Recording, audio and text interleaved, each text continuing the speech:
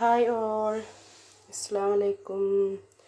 അപ്പോൾ ഇന്ന് ഞാൻ നല്ല അടിപൊളി നല്ല സ്രാവ് കറിയാണ് കേട്ടോ ഉണ്ടാക്കിയത്.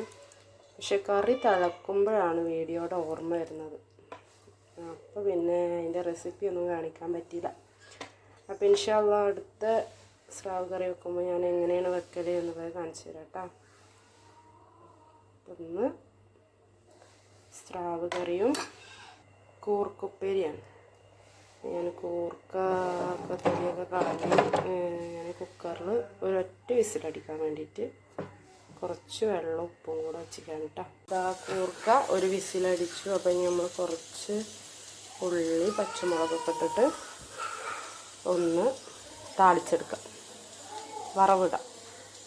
അത് എണ്ണ ചൂടായിട്ട് കുറച്ച് കടുക് ഇട്ട് കൊടുത്തിട്ടുണ്ട്. ഫസ്റ്റ് കടുക് നല്ല പൊട്ടിയതിൻ്റെ ശേഷം നമ്മൾ ഉള്ളി ഇട്ട് കൊടുത്തിട്ടുണ്ട്. ഉള്ളി, പച്ചമുളക്, വേപ്പിൻ്റെ ഇല, കുറച്ച് മഞ്ഞൾപ്പൊടി കൂടി ഇട്ടുണ്ട് കേട്ടോ.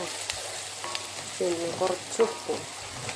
കൂർക്ക വേവിക്കുമ്പോൾ ഓൾറെഡി ഉപ്പിട്ടുകൊണ്ട് ഉള്ളിയിൽ കുറച്ച് ഉപ്പിട്ടു ഇതൊന്ന് വഴറ്റിയെടുക്കും. അപ്പോൾ നമ്മൾ വേവിച്ച് വെച്ച കൂർക്ക ഇതിലിട്ട് ഒക്കെ നല്ല മിക്സ് ചെയ്ത് ഇതൊന്ന് കിടന്ന് ലോ ഫ്ലെയിമിൽ ഒന്ന് അടച്ചിട്ട് കൊടുക്കാം.